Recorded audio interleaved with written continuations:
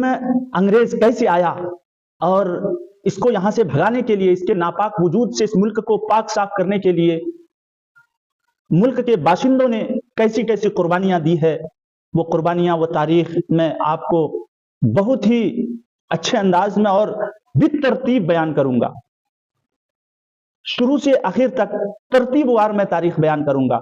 اس کا ایک فائدہ تو یہ ہوگا کہ ہمارے لیے یاد رکھنا آسان ہو جائے گا اور دوسروں تک پہنچانے کا ایک انداز بھی آ جائے گا کہ تاریخ کو جب ترتیب سے بیان کی جاتی ہے تو پھر سننے والے کو بھی بور محسوس نہیں ہوتا ہے، سننے والے کو یاد بھی رہ جاتا ہے.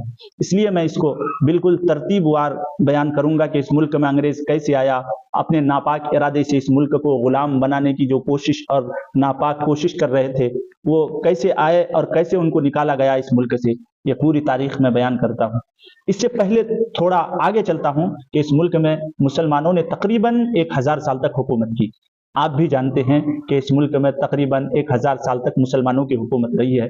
لودھی خاندان نے بھی حکومت کی، تغلق خاندان نے حکومت کی، آخری کڑی مغل خاندان نے حکومت کی اور پھر مغل خاندان سے حکومت چھن کر انگریزوں کے ہاتھ دے دیا گیا. اب یہ کیوں ہوا کہ حکومت انگریزوں کے ہاتھ میں آ گئی، یہ کیسے ہوا، اس پر بات کرنے کی جرات نہیں رکھتا ہوں. بس صرف اتنی سی بات آپ یاد رکھیں کہ جب تک ہم اہل تھے، اس لائق تھے کہ ہم حکومت کے باغڈور کو سنبھال سکے تو اللہ نے ہمیں حکومت دی، اور جب ہم نالائق ہو گئے، ہمارے اندر خواہش پرستی، نفسانی خواہشات کی اتباع اور طرح طرح کی برائیاں جنم لینے لگے، لوگوں کے دلوں پر حکومت کرنے کے بجائے جسموں پر حکومت کرنے لگے، اپنے پاس کئی رکھیل رکھنے لگے، تو اللہ نے حکومت ہمارے ہاتھ سے چھن کر انگریزوں کے ہاتھ دے دی. تو بہرحال اس پر بات کرنے کی ضرورت نہیں ہے کہ حکومت ہم سے کیوں چلی گئی. تاریخ کا سلسلہ یہاں سے شروع کرتا ہوں میں کہ اس ملک میں انگریز کیسے آیا.